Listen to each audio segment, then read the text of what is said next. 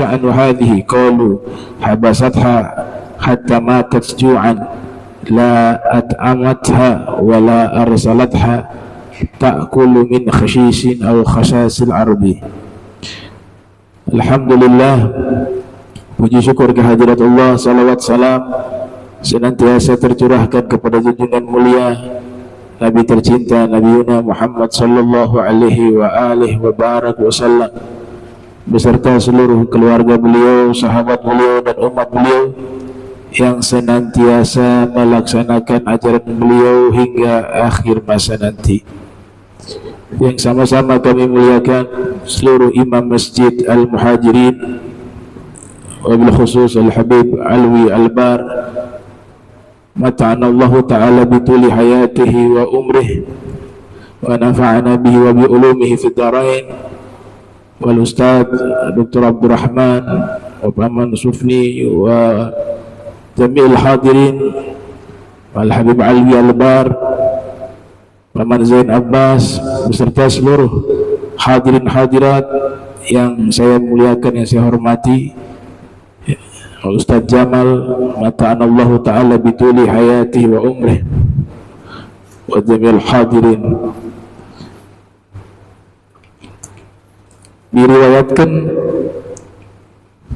bahwa Nabi sallallahu alaihi wasallam beliau mengatakan, "Qad danat minni al-jannatu hatta law istara'tu 'alaiha la ji'tukum biqitafin min qitafiha." Nabi ketika melaksanakan sholat al-kusuf, sholat gerhana matahari, di momentum tersebut Allah Ta'ala buka tabir. Jadi Nabi secara langsung melihat surga ketika beliau sedang melaksanakan sholat. Dalam riwayat di situ sholat kusuf, sholat gerhana matahari. Maka Nabi mengatakan di sini, "Qad danat minni al-jannah." Surga sungguh terasa dekat bagi diriku. Jadi ini bukan mimpi ya, dalam keadaan sadar. Beliau menjadi imam pada waktu itu. Dan Nabi mengatakan, hingga saya ingin segera masuk ke dalam surga itu. Ya, karena daya tarik surga luar biasa, indah. Semua orang kalau melihat surga itu pasti pengen segera masuk. Gitu. Sehingga Nabi pernah menyebutkan bahwa surga itu ma la ainun ra'at wala udhunun sami'at wala khatar ala qalbil bashar. Surga itu sesuatu yang belum pernah dilihat oleh mata, belum pernah didengar oleh telinga, dan bahkan tidak pernah terlintas di dalam hati manusia. Jadi kalau mau imajinasikan surga itu tidak akan bisa, saking indahnya itu surga. Makanya selalu kami ulang-ulang, kalau surga saja Nabi mengatakan tidak mampu kita imajinasikan surga, apalagi Allah. Sehingga Nabi melarang ya, mengimajinasikan wujud Allah. Tafakkaru fi ayatillah wala tafakkaru fi zatillah. Silakan tafakkur tentang penciptaan Allah, tapi jangan pernah kalian tafakkur tentang zatnya Allah, karena akal kalian tidak akan mampu. Jadi surga saja tidak mampu, apalagi yang menciptakan surga. Makanya Nabi melihat itu surga ketika sholat. Surga yang benar-benar ditampakkan, bukan mimpi, bukan hanya imajinasi, ya. Hakikat surga. Para ulama ketika menerangkan hadis ini, itu mereka simpulkan bahwa hadis ini juga memiliki beberapa faedah. Yang pertama, hadzal hadis yadullu ala wujudil jannah wan nar. Di hadis ini menunjukkan bahwa yang namanya surga dan neraka itu ada. Karena di sini Nabi diperlihatkan secara langsung itu surga dan juga neraka. Dan wajib diyakini. Wa huwa madhab ahli sunnati wal jamaah, terlebih khusus mazhab kita ahli sunnah wal jamaah itu meyakini bahwa ada yang namanya surga, tempat yang disebut darun naim, tempat kenikmatan. Ada yang namanya neraka, darul iqab, tempat azab dan sanksi. Dan keyakinan kita yang mengikuti pemahaman ahli sunnah wal jamaah bahwa surga dan neraka sudah diciptakan. Saat ini sudah diciptakan, sudah ada, tapi penghuninya masih belum ada. Karena nanti setelah hari kiamat terjadi, baru masuk orang baik masuk ke surga, orang jahat masuk ke neraka. Tapi surga dan nerakanya sudah diciptakan oleh Allah. Itu keyakinan ahli sunnah wal jamaah. Syekh Nawawi Al-Bantini dan ulama-ulama ahli kalam itu mereka merinci ya, segala sesuatu ada 4. Ada yang pertama, syai'un la awwala lahu wa la akhira lahu. Wujud yang awalnya tidak ada dan akhirnya tidak ada. Atau sederhananya, sesuatu yang tidak ada awal dan tidak ada akhir. Jadi sesuatu itu terbagi 4. Segala sesuatu itu terbagi 4. Yang pertama, sesuatu itu, walaupun sesuatu ini nanti laisa kamitslihi syai'un, Allah tidak menyerupai segala sesuatu, tapi ulama kalam menyebutkan sesuatu agar lebih mudah dipahami. Jadi ada sesuatu yang awalnya tidak ada dan akhirnya tidak ada. Itu adalah Allah wa sifatuhu, dan seluruh sifat-sifatnya. Allah tidak ada awal dan Allah juga tidak ada akhir. Huwal awwalu wal akhiru wal zahiru wal batinu.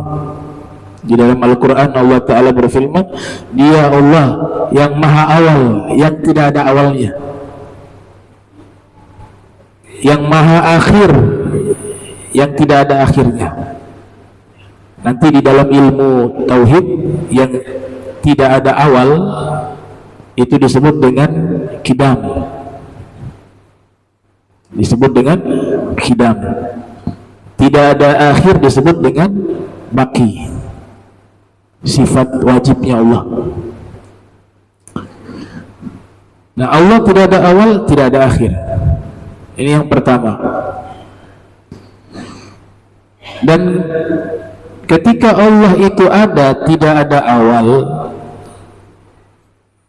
kita belajar ilmu akidah, cukup 1 ayat di mukaddimah surat Al-Isra, di mana Allah Ta'ala menceritakan peristiwa Isra-nya Nabi, diawali dengan kalimat Subhanalladzi asra bi'abdihi lailah. Diawali dengan kata subhana. Subhana itu apa? Ada sahabat bernama Talha ibn Ubaidillah. Beliau mengatakan, Sa'altu Rasulullah sallallahu alaihi wasallam an tafsiri subhanallah. Saya bertanya langsung kepada Rasul tentang tafsiran subhanallah. Kemudian Nabi menjawab, tafsiran dari subhanallah yang selalu kita baca, kalimat tasbih wa takdis.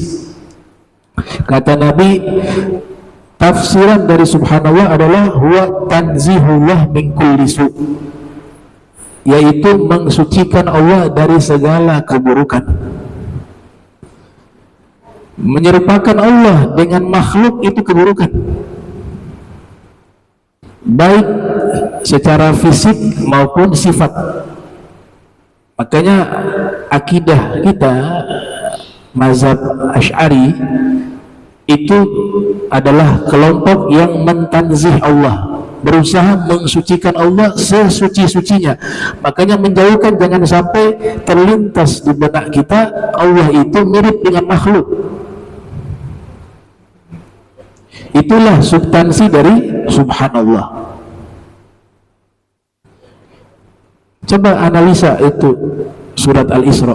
Cukup satu ayat ini sudah bisa menerangkan substansi dari tanzih, mensucikan Allah. Allah mulai subhanalladzi asra bi'abdihi laila.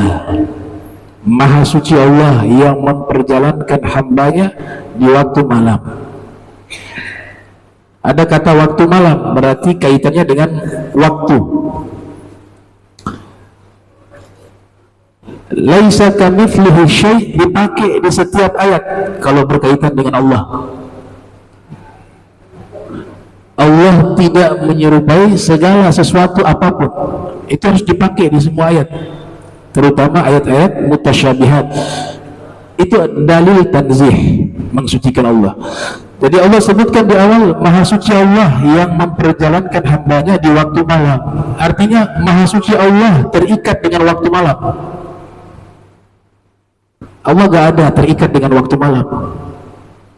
Allah tidak terikat dengan waktu masaan, waktu sore. Allah tidak terikat dengan waktu naharan, waktu siang. Allah juga tidak terikat dengan waktu sobahah, waktu pagi. Di situ yang terikat dengan waktu malam di abdihi, hambanya Nabi Muhammad SAW. Tapi kalau Allah subhanallah, Maha Suci Allah, dari terikat dengan waktu laila, waktu malam, dan semua waktu. Ini maha dari segala yang maha. Laila, jadi Allah tanzih, tersucikan, minal laili wan nahari was sabahi, atau wal masai was sabahi. Allah suci, terbebaskan dari waktu. Allah tidak butuh kepada waktu dan tidak terikat dengan waktu. Itu makna pertama. Lanjutannya apa? Subhanalladzi asra bi'abdihi laila minal masjidil haram ilal masjidil aqsa. Dari Masjidil Haram ke Masjidil Aqsa. Tempat Allah tersucikan dari tempat. Allah bukan berada di Masjidil Haram. Kalau itu yang dipahami, Allah ada di Masjidil Haram yang ada di Makkah, maka orang Makkah lebih dekat dengan Allah daripada orang Ternate yang sholat di Muhajirin. Kedekatannya bukan jarak, karena Allah tidak masuk ke dalam wilayah arah dan jarak. Gak ada bagi Allah ini jauh, ini dekat, semuanya sama. Ini akidah yang harus kita pegang kuat-kuat. Makanya Imam Tahawi mengatakan, Allah la yahwihi al-jihatu as-sittu. Allah itu tidak terliputi dengan 6 arah. Ini namanya Imam Tahawi, ya. Sebelum Abu Hasan Asy'ari dan sebelum Abu Mansur Al-Maturidi ada imam dari mazhab Hanafi namanya Imam Tahawi dalam bidang akidah. dan pemahamannya juga sejalan dengan Al-Imam Abu Hasan Asy'ari walaupun tidak terlalu jauh jaraknya.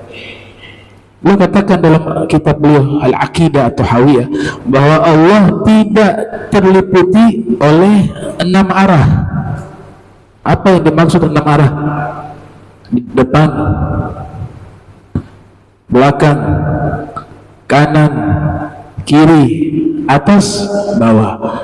Nah, setiap sesuatu terikat dengan 6 arah pasti terikat dengan tempat.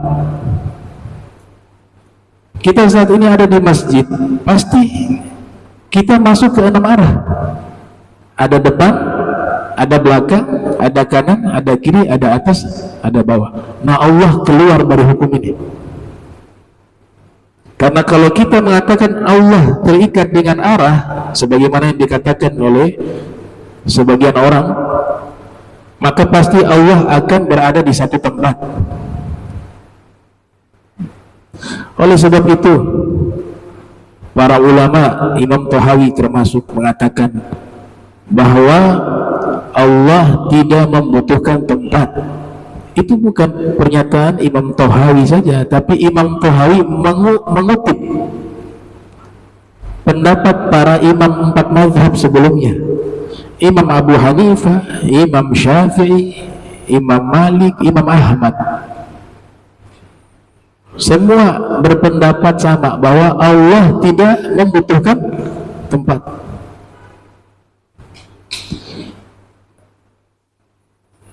Al-Imam Ali Zainal Abidin bin Husain dalam doanya itu beliau mengatakan, anta Allah alladzi la yahwika makanun, engkau adalah Allah yang tidak terliputi oleh satu tempat. Al-Imam Sayyid Ahmad Ar-Rifai mengatakan, ghayatul ma'rifati billah al-iqanu biwujudihi ta'ala bila kaifin wala makan. Puncak dari ma'rifat kepada Allah meyakini adanya Allah tanpa bagaimana dan tanpa dengan tempat. Ini jelas para imam akidahnya begini. Di zaman Nabi gak ada masalah ini. Masalah ini muncul setelah Rasulullah wafat ya. Karena mereka di masa Nabi sudah modalnya yakin selesai. Tapi setelahnya itu muncul orang-orang yang banyak bertanya tentang masalah ini, sehingga ulama-ulama perlu menjelaskan. Nah, jadi ini yang pertama. Lanjutannya,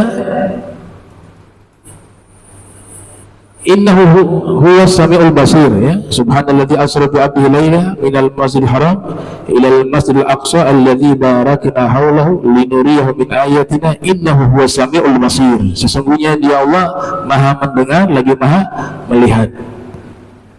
Ini sifat Allah harus ditanzih. Maha mendengarnya, maha melihatnya berbeda dengan makhluk. Laisa kamitslihi syai'. Nah, Imam Tahawi mengatakan, man wasafallah, siapa yang mensifati Allah ma'anan min ma'anil bashar faqad kafar. Siapa yang mensifati Allah dengan sifat-sifat manusia, maka dia telah keluar dari agama Islam. Imam Tahawi. Nah, ini yang pertama. Sesuatu yang tidak ada awal dan tidak ada akhir, itu Allah. Yang kedua, syai'un lahu awal wa lahu akhir. Sesuatu yang ada awalnya dan ada akhirnya. Itu seluruh makhluk. Kita ada awalnya, dari tidak ada kemudian diadakan oleh Allah, dan kita ada akhirnya dengan kematian. Makanya dalam ayat Al-Quran dikatakan, ahyaakum thumma yumitukum thumma yuhyikum. Dia Allah yang menghidupkan kalian, kemudian mematikan kalian, kemudian menghidupkan kalian kembali. Itu di hari kebangkitan ya. Tapi hakikatnya kita ini ketika sudah meninggal sudah selesai. tapi Allah dengan kuasanya kembali menghidupkan. Makanya dikatakan makhluk itu ada awal dan ada akhir makhluk. Ada yang pernah bertanya tentang ayam itu, mana yang lebih duluan diciptakan oleh Allah, ayamnya atau telurnya? Saya jawab telurnya dulu baru ayam. Karena apa? Setiap kali beli telur ayam, yang kita sebut telur dulu baru ayam. Beli telur ayam, bukan ayam telur. Telur ayam. Kalau dalam bab kajian, ya Allah punya sifat jais. Sifat jais itu terserah Allah, bisa menciptakan telur dulu, bisa, ayam dulu juga bisa, nggak ada masalah. Itu namanya sifat jaisnya Allah. Bisa telur dulu, bisa ayam dulu. Tapi yang pasti, yang namanya makhluk pasti dari tidak ada. Mau cari namanya tasalsul, tidak mungkin tuh orang-orang Yunani mengatakan alam semesta ini tasalsul, ya. Sebagian filosof, diantaranya Aristoteles. Nah, tasalsul itu tidak ada. Tasalsul itu segala sesuatu tidak ada awal, pasti ujungnya mentok. Ayam dari mana? Telur dari mana? Dari ayam, terus begitu. Tapi ujungnya pasti dari awal tidak ada, kemudian Allah ciptakan ada. Jadi teori tasalsul terbantahkan.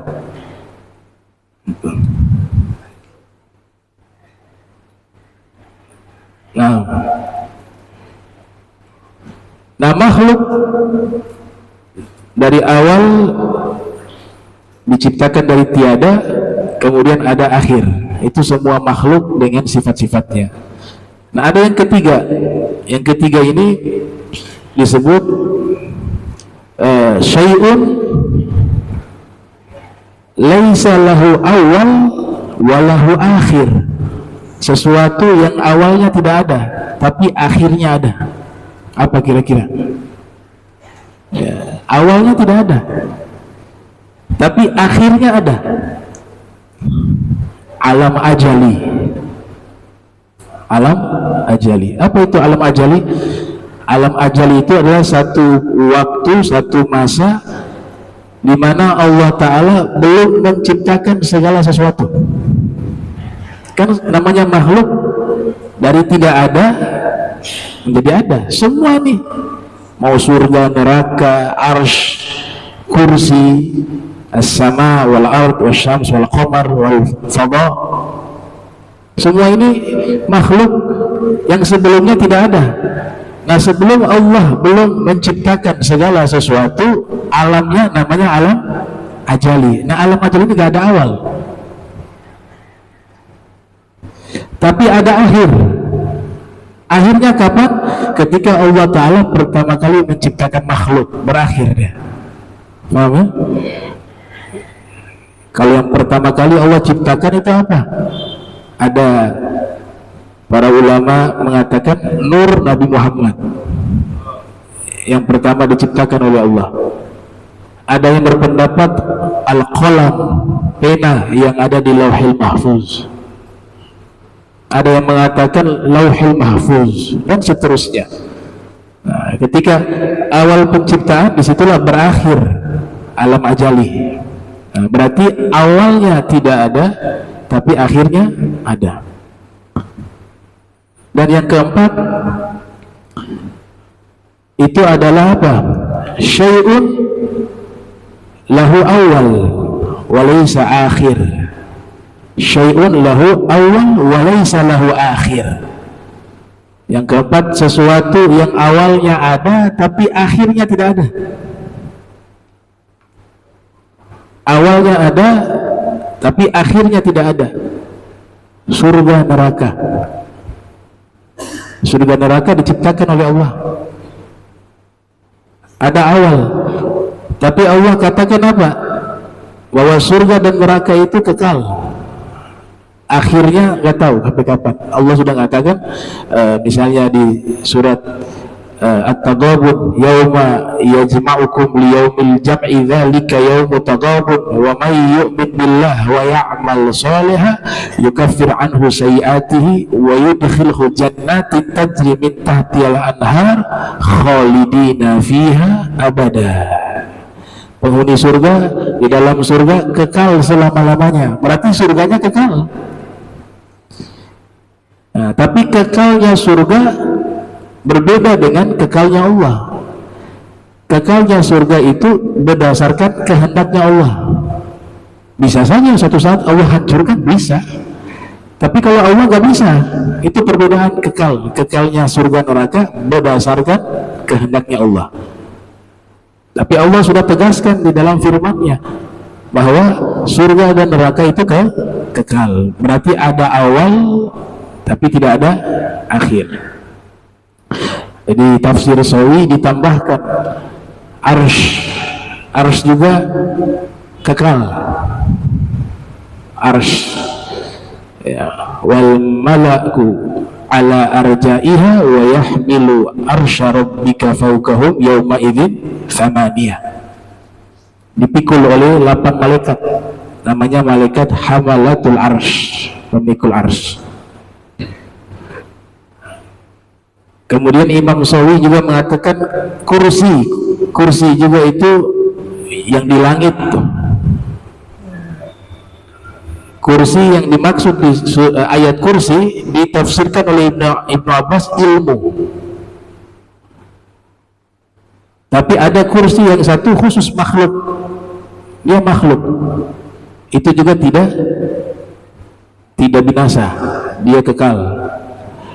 Al-Qalam kekal, Lauhul Mahfuz kekal, surga kekal, neraka kekal. Tapi diingat kekalnya ini semua makhluk berdasarkan kehendaknya Allah. Allah yang membuat ini semua menjadi kekal. Akan tetapi ulama lain membantah, ya. Kata ulama lain, segala sesuatu akan binasa. Segala sesuatu akan binasa. Diambil dalil ayat Al-Quran, kullu syai'in halikun illa wajhahu.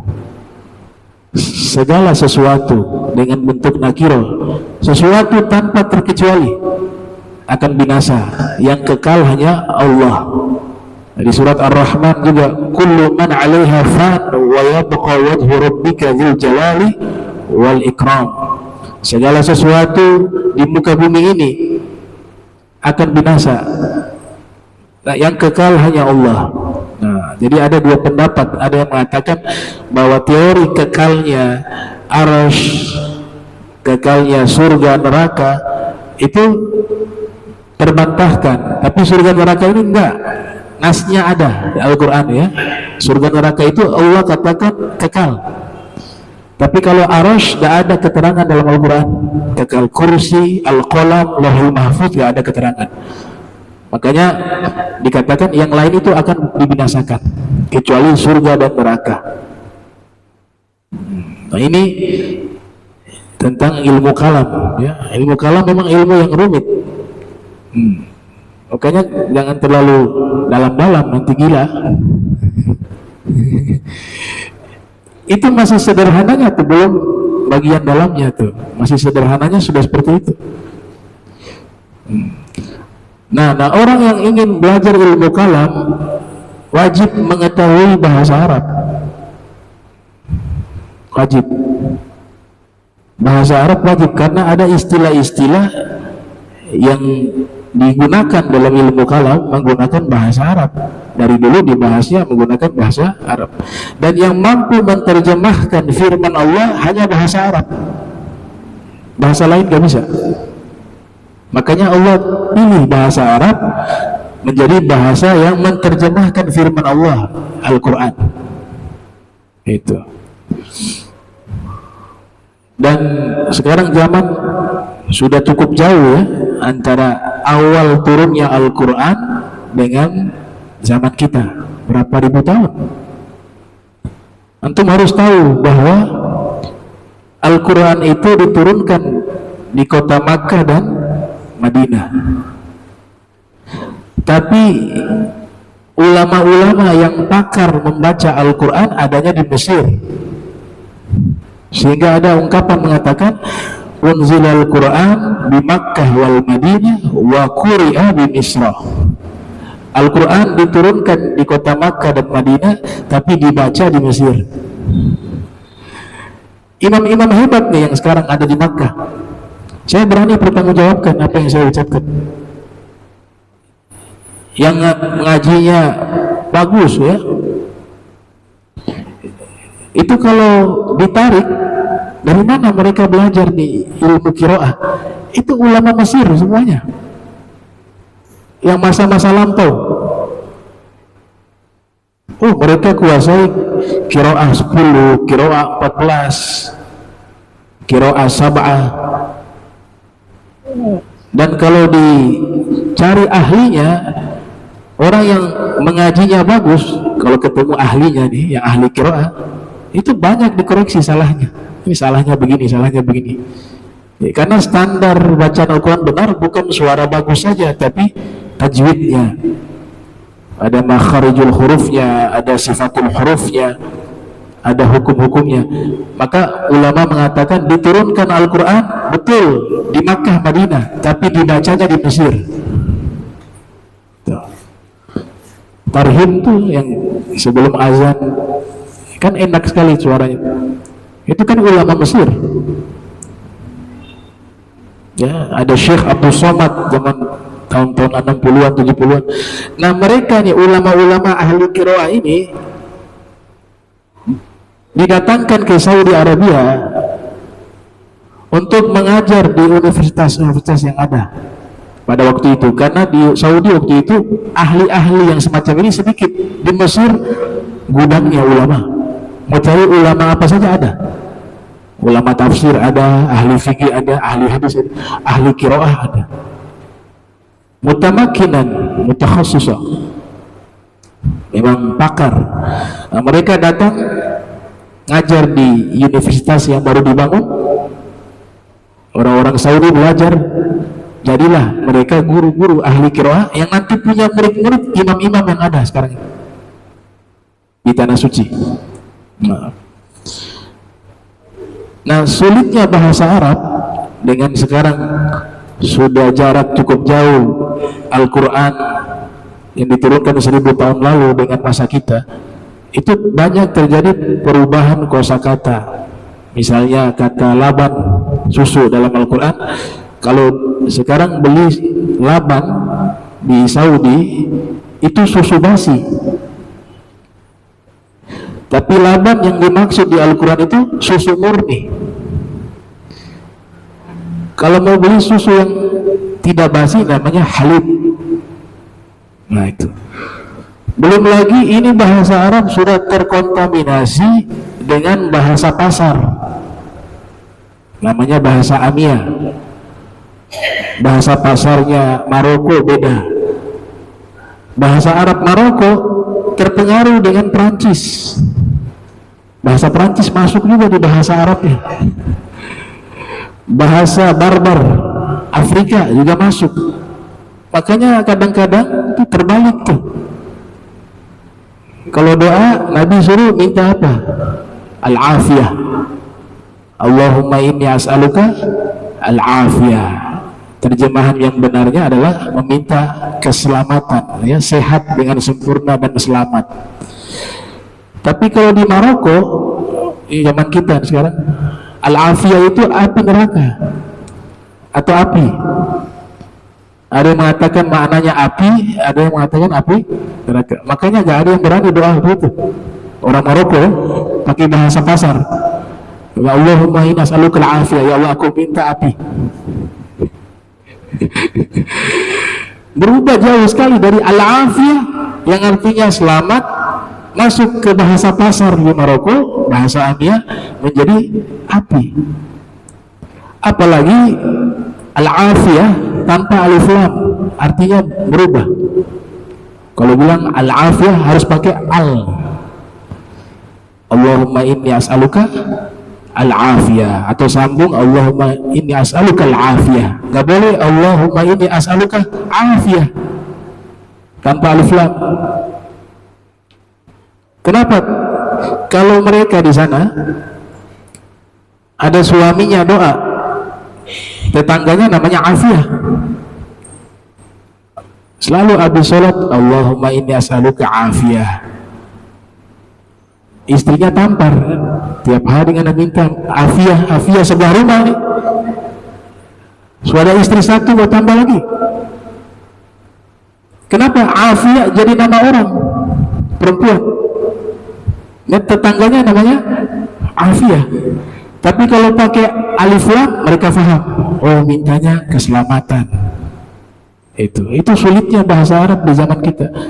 Makanya di zaman kita ini bahasa Arab fusha yang masih original justru banyak dikuasai oleh orang-orang non-Arab. Misalnya orang Pakistan, mereka belajar bahasa Arab sehari-harinya pakai bahasa Arab fusha. Orang Arabnya sendiri pakai bahasa Arab pasar, kecuali ulama-ulama mereka pakai bahasa fusha. Atau majalah-majalah Arab, majalah-majalah itu formal, biasa kalau formal menggunakan bahasa fusha.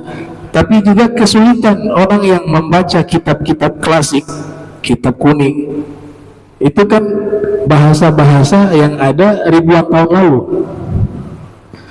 sehingga ketika membaca majalah bahasa Arab kekinian itu mengalami kesulitan. Itu misalnya ada tulisan Nadwish, antum cari di kamus gak ketemu, ternyata sandwich. Nadwish. Antum cari ada bursa. Bursa apa bursa? Bursa efek. Agenda. Agenda apa agenda? Agenda. Bahasa ini kan zaman dulu nggak ada. Jadi bahasa kontemporer Arab itu ada, banyak di majalah. Makanya biasanya dijadikan sebagai ilmu tersendiri, bahasa Arab kontemporer kekinian. Belum lagi yang bahasa ilmiah, eksploitasi, eksistensi, itu bahasa Arabnya ada. Nah, itu sulitnya ilmu bahasa Arab ya. Ada satu kisah, ada orang dari India atau Pakistan pergi ke Mesir. Kedua-duanya ini belum bisa bahasa Arab, naik supir taksi orang Mesir, pandai berbahasa Arab. Di tengah jalan taksi ini tidak sengaja menabrak satu mobil, ditabrak itu mobil. Akhirnya supir taksi keluar, yang punya mobil itu keluar, cekcoklah pakai bahasa Arab. Nah, suaminya ini keluar juga, keluar dari taksi, kemudian karena gak bisa bahasa Arab, dia caci maki pakai bahasa India ke orang Arab tadi itu yang punya mobil tadi. Jadi dia membela supir taksi itu, tapi mau bela gak bisa bahasa Arab, hanya dia caci maki pakai bahasa India atau Pakistan. Istrinya keluar dari taksi, kemudian tiba-tiba memarahi suaminya dengan bahasa India atau Pakistan itu. Bilang, kamu kurang ajar. Suaminya kaget, gimana istri saya marah sama saya? Kata istrinya, itu orang lagi baca Al-Quran, kamu laknat mereka ya. Jadi dipikir itu waktu cekcok itu kan pakai bahasa Arab, ini istrinya pikir ini lagi baca Al-Quran, pokoknya terdengar bahasa Arab. Suaminya caci maki pakai bahasa India. Suaminya marah, kamu ini kurang ajar. Suami, kenapa kurang ajar? Itu orang lagi baca Al-Quran, kamu caci maki. Nah, itu kenapa? Karena tidak mengerti bahwa bahasa Arab itu bukan hanya bahasa Al-Quran. Zaman sekarang itu salah kaprah. Lagu-lagu percintaan, lagu-lagu perzinahan ada menggunakan bahasa Arab, dibawa di acara maulid. Kenapa? Karena ini bahasa Arab pasti Islami. Belum tentu. Yang nyanyi juga bukan orang Islam, tapi bahasanya bahasa Arab. Makanya Imam Ibn Hajar Al-Haytami berfatwa bahwa tidak boleh kita membaca sesuatu atau mengucapkan sesuatu terkecuali kita tahu maknanya sebelumnya. Karena tadi dipikir lagu Islami padahal lagi ngajak zina, dibaca di acara maulid. Karena apa? Dia berbahasa Arab, pikirannya bahasa Arab pasti Islami, padahal tidak. Banyak lagu-lagu yang menggunakan bahasa Arab ya itu tentang percintaan, tentang mengajak keburukan, ada banyak. Ada juga yang salawatan itu biasanya menggunakan bahasa fusha. Ini perbedaan yang mudah ya. Kalau syair-syair, lagu-lagu yang Islami, syair-syair Islami biasanya menggunakan fusha. Tapi kalau bahasa Arab yang amiyah itu biasa digunakan untuk nyanyian-nyanyian yang mengajak maksiat. Tuh. Itu kejadian dulu. Diputar di masjid lagu Arab. Ada salah satu guru lewat, berhenti dengan mobil. Siapa yang putar lagu di masjid? Panggil. Ini kau putar apa ini? Salawatan dari mana ini? Lagi ngajak percintaan, ini lagu pacaran ini. Putar dalam masjid. Saya kira bahasa Arab itu salawat semua. Disuruh keluar. Matikan itu. Itu. Nah, ini pentingnya belajar bahasa Arab, khususnya zaman sekarang. Ya, kalau mempelajari secara keseluruhan butuh waktu yang cukup panjang. Cukup di zaman kita ini pelajari bahasa Arab Al-Quran itu. Arti dalam Al-Quran itu insya Allah lebih mudah dibanding nanti mempelajari secara luas. Paling nggak tahu sedikit lah ya. Tahu sedikit, bukan la na'am saja ya. Kayak bahasa Inggris yes no. Paling nggak tahu, karena nanti juga sunnah dalam doa kaitannya dengan memahami arti doa. Kan dalam mazhab kita sunnah kalau tolak bala begini, laful bala. Ya, kalau minta rahmat, doa yang baik begini. Nah, ini untuk bisa mengamalkan sunnah ini itu minimal tahu arti. Tuh. Ya. Dan saya yakin kalau an-nar tahu sudah neraka. Allahumma ajirna minan nar, al-jannah surga. Tapi ada juga al-bala wal waba wal amrat wal asqam wal hurub wal fitan wal mihan wa jami'a anwa'il bala'i ma zahara minha wa ma batan. Maknanya begini. Ya awal. Nah, itu. Nah, ini yang bisa disampaikan. Insyaallah kita lanjutkan di pertemuan berikutnya. Allahumma ja'al jam'ana hadza jam'an marhuma wa tafarraqna min ba'dihi tafarruqan ma'suma wa la tajal minna wa la minna shakilan mahruma. Subhanaka bihamdika astaghfiruka wa atubu ilaik. Wa sallallahu alaihi Muhammadin wa ala alihi wa sahbihi wa barik wa sallam wa la minkum. Wassalamu alaikum warahmatullahi wabarakatuh.